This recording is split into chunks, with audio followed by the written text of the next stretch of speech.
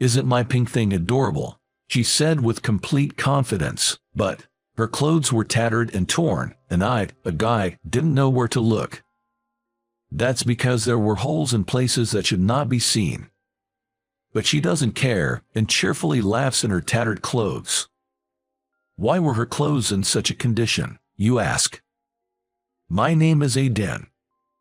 I work at a company that sets up and plans for events and such. I'm mostly on temporary assignments, but if my company is requested, we'll also assist in attracting customers at corporate event booths. We help with everything related to events. That's our parent company's specialty. I work at a subsidiary, so I'm often on site. I go to various venues on weekends. That's why I tend to be kind to those handing out flyers. It may seem like an easy part-time job, but it can be surprisingly disheartening when refused.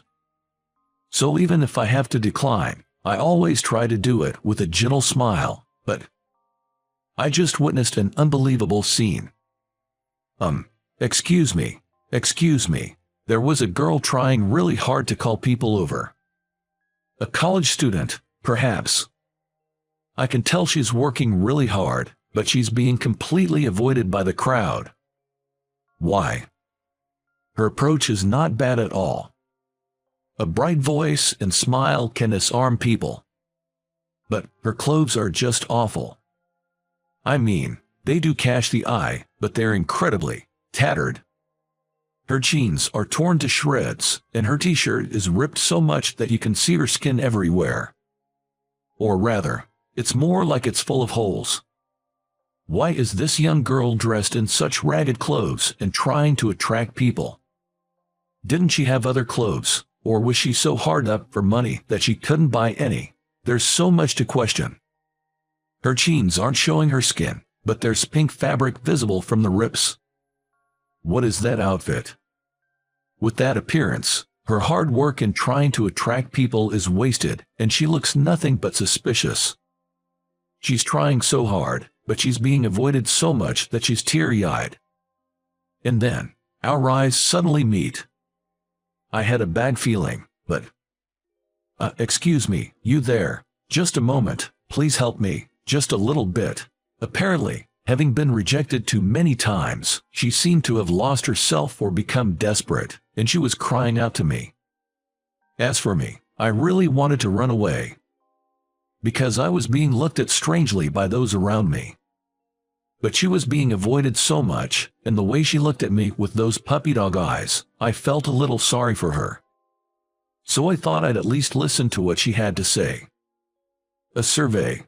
Yes, I want to know what you think about the clothes I'm wearing. She was looking very dejected, a girl named Sarah Garcia, hanging her head. Apparently, she's attending a fashion school and was conducting a survey for a thesis on how much damage is acceptable on damaged jeans.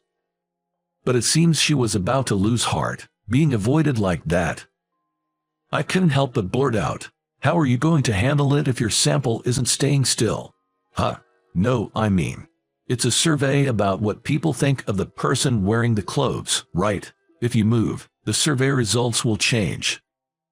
Yes, the subject of a survey should not move. Suppose you are thought to look like you have holes in your clothes just by wearing them. But if you move in those clothes, the impression of the outfit might change. The image is entirely different when seen in motion compared to when stationary. Also, that outfit is too eccentric. You are ruining your chance to attract people. I've got experience in attracting people. Do you want me to show you a little? Really? Sarah's face brightened, and I felt a little motivated. I may not need to go that far, but it's just a kindness. I instructed her to stand with a smile. Then, I turned to the people who looked at her and said, "Hello, excuse me for speaking to you out of the blue. Actually, she's researching the impression that clothes give. Could you spare a moment to help us out?" That's how I got them to answer the survey.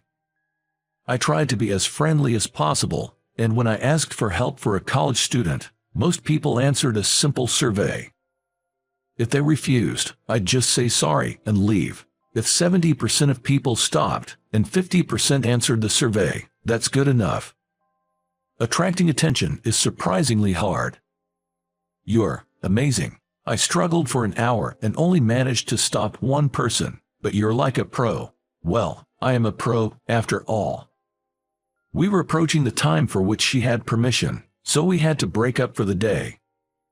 Near the end, Sarah bowed her head in thanks to me. Thank you so much. All my college friends are busy with their thesis, so I have to do this alone. The data won't be enough with just today's survey results, so we'll do it again. I'll keep in mind what you taught me today. She said that cheerfully, but I could sense her anxiety about having to do it alone again. From now on, she'll look like a dejected puppy to me, and I feel somewhat heavy-hearted. Don't show me that look. I know all too well the difficulties of attracting attention. Would you like some help? Huh? Oh, I mean, if I'm not intruding. No way, thank you so much. She repeatedly bowed, her eyes sparkling. I exchanged numbers with her and parted ways. I had no ulterior motives, I just couldn't leave her alone. I did think I might be butting in too much, though. I didn't think at the time that this would later significantly change my life. Next weekday, she was conducting a survey activity between lectures. Even though the internet is widespread now and most of this type of thing is done online, she said, photos may not convey the color accurately. Apparently, she designed torn jeans, or rather, damaged jeans with patches of pink cloth over the rips. Isn't this pink cute? Jeans always look so casual, so I wanted to add something cute or something like that. Cute. Why not add some frills or something? Frills make it look too feminine, losing the casual feel, and adding too much frill will change the silhouette. So no, she said, but honestly, I don't understand what would change. I don't care about fashion, and frankly, her story is hard to understand because of many technical terms. But her passion for clothing is impressive. She's wearing what looks to an old guy like me like worn-out fashion, but young people call it cute and take pictures of her. I don't understand it at all. Is this the trend? But even if it's trendy, I couldn't help but, actually, I was quite concerned that the undergarments were so visible. I mean, the top was so see-through. Wouldn't anyone be concerned, I thought. But it turns out that this skin-showing fashion was also her idea. Haha, no, it's not like that. This is a variation of fake tights. Fake tights. What is that? I don't know the details, but apparently, there are tights that women wear that look like thin stockings but are thicker. Especially when dressed in cute fashion. Wearing things like frilly skirts, wearing thick tights can make the balance look bad, it seems. This fabric you see through the tears is skin-colored, and it's quite warm. Oh, I see. So it wasn't actually your skin. I wondered why you weren't cold. Fashion is deep, I feel, but it's a world I don't understand. But it was fun to hear about fashion from Sarah. And she always talked happily, sparkling, and it was blinding. I received energy every time I saw her face and realized that I was filled with a feeling of happiness. A month later, she successfully collected the necessary data. Thank you so much. I want to do something to thank you, but no need for that. I just helped out of concern. No way. Well, could you at least tell me where you work? You're with an event company, right? Can we consult with you about university events? Of course. I said that and handed her my business card. It would be great if she talked about me to someone and they contacted me for assistance. Well, things don't always go smoothly, and I didn't do it because I wanted something in return. Rather, I did it because I wanted to see Sarah. So, well, to say that this is the end is honestly a bit lonely. But a working guy like me doesn't match a college student like Sarah, and surely someone younger with a better fashion sense and cooler will sweep her off her feet. Thinking that, we parted with smiles in the end. But then, a week later, I was utterly confused. Because when I arrived at work in the morning, suddenly, someone tapped me on the shoulder. Whoa, I was so startled that I jumped. Even more so when I turned around and saw that it was the boss. My heart almost leapt out of my mouth. "Oh, sorry. I didn't mean to scare you. No, it's my fault. Sorry. A low-level employee like me never talks to the CEO." As I stood there looking tense, he called me into his office, saying, "Can I talk to you for a second? Did I do something wrong?" Entering the CEO's office with cold sweat all over my body, there was a man in a sharp suit. According to him, he's a human resources person from the headquarters. Why is someone from the headquarters? Cold sweat dripped down my back.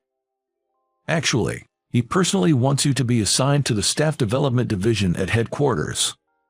What? I was so surprised that I forgot I was in the CEO's office. CEO at the headquarters is like a god. He assigned me directly, and it must be some mistake. That's what I thought, but seeing that the headquarters guy had come all the way here, it doesn't seem to be a misunderstanding. In fact, we are currently developing someone at our headquarters who can take charge of event summarization. Dan has abundant experience in events and is skilled at teaching, or so I've heard from Miss Garcia. Garcia, miss. I go into a major panic. Certainly, the surname of the CEO is Garcia. But Garcia isn't a rare surname. However, I've only met one woman named Garcia recently, and the fact that she said I'm good at teaching, could it be? By miss, do you mean Sarah Garcia? Yes, that's right. The HR person said that, smiling and explaining the situation. Apparently, she boasted to her father, who is the president of the headquarters, saying, "I met this amazing person who helped me with promoting." As I mentioned earlier, at the headquarters we're currently working on developing talent in event-related fields, so it seems they were thinking of headhunting that person. Sari ended up receiving the business card I handed over, and it turned out that the person was from one of our subsidiaries. Can I really handle something like this? It's not about whether you can handle it, but whether you want to. The HR person said that to me kindly, and I gratefully accepted the offer to work at the headquarters. That's because I was freshly reminded of the difficulty of teaching others from my interactions with Sarah, and I wanted to try something new, like educating someone. So, I was transferred to the headquarters. The headquarters has a large office building, and I was very nervous as I had rarely been there. Moreover, since I was introduced by the CEO's daughter, I had to go and greet him. As I headed to greet the CEO, with great trepidation, I heard, "Dan, there is Sarah here as well." Why is Sarah here? I was surprised in various ways, but it seems she helps out at the company during her college breaks. I want to hold a fashion event in the future, and I'm studying for that. I also have a part-time job in fashion, so it's quite tough, Sarah said, laughing. I haven't seen her in a while, but today she was wearing office clothes, with pink tights, and was quite flashy. Well, this company handles events, so hairstyles and nails are relatively free. Listening to our conversation, the CEO said, "It seems my daughter has been taken care of, and as a father, I must thank you, but I won't be easy on you, so be prepared for that," putting me on notice. I hurriedly declared, "I will do my best." From there on, it was really tough. I struggled with unfamiliar tasks and made many mistakes. But the sense of accomplishment from completing the work was immense, and I became more and more absorbed in my work. However, it boosted my confidence, and I was able to act more boldly than before. Perhaps that's why I could muster the courage to take a step forward. The content was to invite Sarah to tea, an incredibly trivial matter. Is it okay? Yay. Sarah and I started having tea together frequently. Every time, I couldn't quite understand the mysterious fashion terms she told me, but being with her was fun. I think I like Sarah. I unconsciously muttered such a thing. I wondered what I was doing myself, and honestly, I didn't realize what I had said for several seconds. But Sarah shyly smiled and said, "I like you too. I mean, I wouldn't go for tea every time if I didn't." We started dating. although she's still a college student. So I intend to wait for her until she graduates. A few years later. Isn't the lighting here a bit too bright? Oh, come on. It's just your professional bias. I was checking the wedding venue with Sarah. We're going to have a wedding next year. The fully matured Sarah was tired of me looking at the venue's lighting. We're the stars this time, so let's not talk about behind-the-scenes stuff. But Sarah, you're designing your own wedding dress, aren't you? You kept insisting. It's fine because it's something I'm going to wear. We laughed together, having this kind of back and forth.